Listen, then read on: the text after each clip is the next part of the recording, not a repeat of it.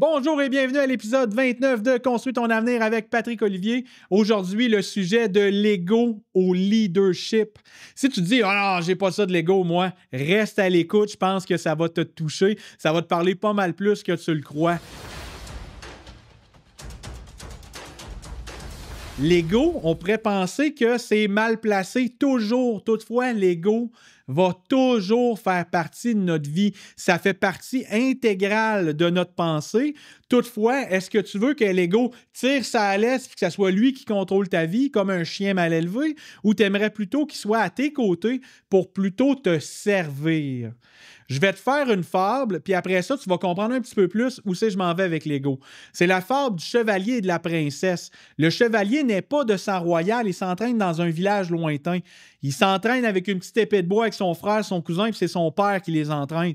Le petit gars, il a peut-être 4, 5, 10 ans, puis il dit « Papa, un jour, je vais conquérir le cœur de la princesse. » Ben voyons, mon fils, elle ne te choisira pas, elle va choisir le plus grand, le plus beau, le plus fort. Fait que le gamin part avec cette croyance-là limitante que la princesse ne le choisira pas s'il n'est pas courageux, puis elle ne le choisira pas s'il n'a pas tout fait les défis. Donc, il grandit, il décide de battre tout le village, il bat tout, tu sais, dans le fond, il devient le meilleur de tout le village, de toute la région, et à son âge adulte, il décide de partir à la conquête de la princesse.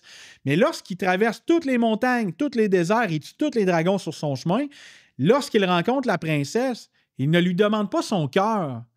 Il va plutôt lui demander sa main pour de l'aide, parce qu'il en a tellement fait qu'il n'y a plus d'énergie pour être capable de continuer sa quête. La princesse ne va pas le choisir pour son courage, mais plutôt pour son authenticité d'avoir demandé de l'aide.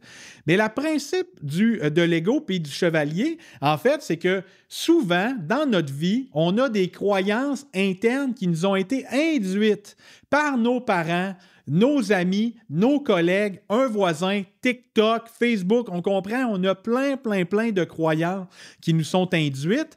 Ça va dire, ça part les pelures identitaires, on va appeler ça notre ego. Fait que notre ego nous dit, moi, dans ma tête, c'est comme ça que ça se procède, puis dans ma tête, c'est comme ça que ça se passe. Mais la réalité, c'est tout autre chose. Ça ne veut pas dire que dans ta tête, tu as une croyance, que cette croyance-là est fortement la vérité. Mais le petit garçon dans le village, lui, il s'est fait dire par les gens, elle ne te choisira pas. Mais lui, c'est son objectif, il va baser ses croyances là-dessus. Ça aurait été donc bien plus simple d'y demander comment j'aurais pu faire pour conquérir ton cœur de princesse. Ça aurait été plus simple. Souvent, dans l'amour, par contre, on ne fait pas ça parce qu'on est gêné, on est timide, on ne veut pas se dévoiler par peur de se faire mal. Mais ça, c'est un autre sujet.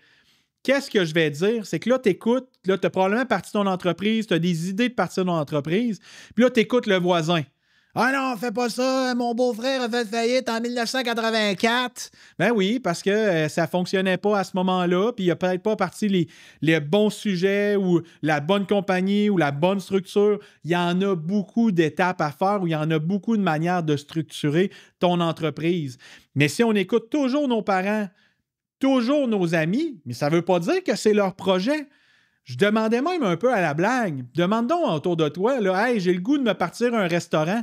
Combien de personnes vont te dire que c'est une bonne idée? Peu de gens, vraiment peu de gens. Imagine, tu te dis, hey, je me prends une compagnie de construction. Ça se peut qu'il y ait des gens qui t'encouragent.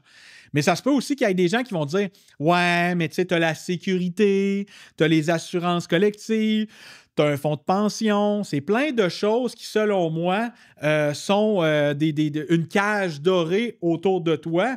Mais c'est dans le fond, c'est exactement, si toi, ça crie plus fort que toi à l'intérieur, bien, il faut que tu passes à l'action.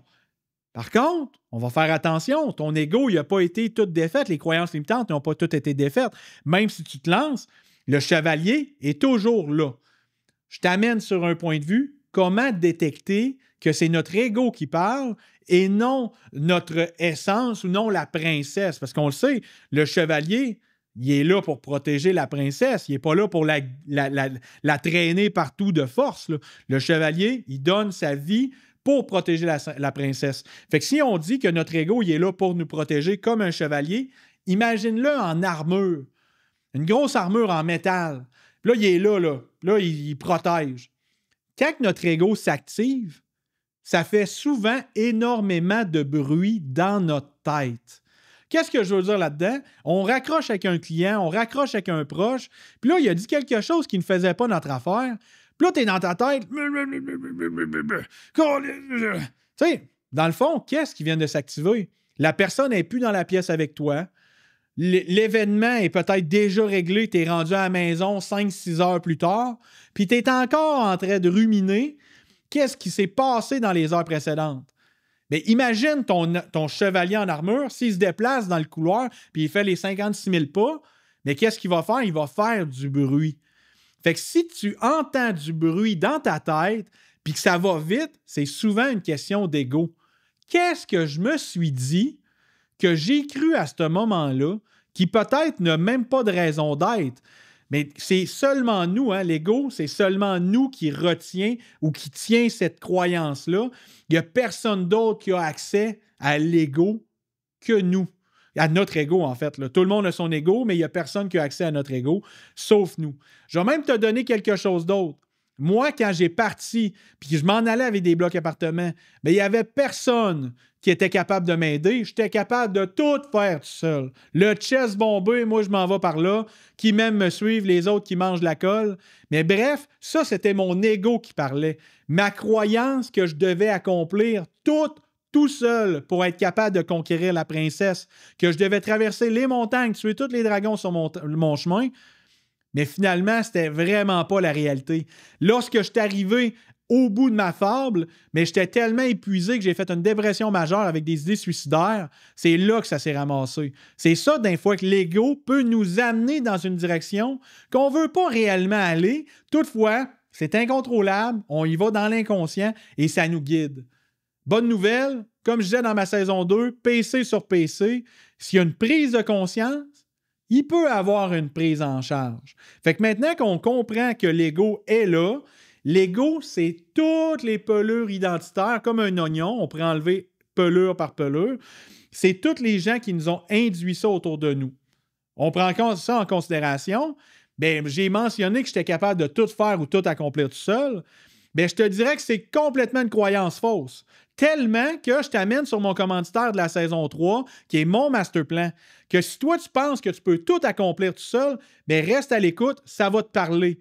C'est une plateforme en ligne de coaching et de formation concrète avec des outils qui peuvent t'aider à accélérer ta croissance dans ton entreprise. Moi, ça m'a permis d'atteindre des projets financiers et des projets personnels plus rapidement que si j'avais été seul. Viens te joindre à cette communauté. Si ça t'intéresse, clique sur le lien sous la vidéo, passe à l'action et viens dans la communauté. On va t'aider, on va faire une belle équipe autour de toi.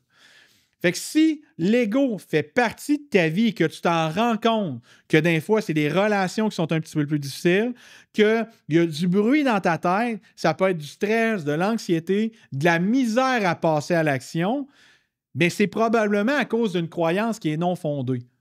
Je te donne un exemple. Pourquoi il y a des gens qui vont sur la Lune? Pourquoi il y a des gens qui deviennent astronautes? Pourquoi il y a des gens qui partent une compagnie? On va prendre Elon Musk, qui a 6 compagnies milliardaires. Bien, probablement parce qu'Elon a été capable de défaire ses croyances nuisibles ou de ne pas écouter son ego, ou du moins l'écouter, bien, de ne pas passer à l'action selon le plan que son ego le guidait. Mais si toi, ça vient de parler, écris en commentaire, c'est quoi peut-être l'ego, qu'est-ce qu'elle t'a fait faire? Peut-être qu'elle t'a fait faire des choses que tu ne voulais pas, peut-être que tu ne t'attendais pas à ça, peut-être que tu n'étais même pas conscient que c'était ton ego qui parlait. Mais laisse un commentaire sous la vidéo. Merci d'avoir été à l'écoute. On se voit lors d'un prochain épisode. Merci beaucoup. Bonne journée. Au revoir.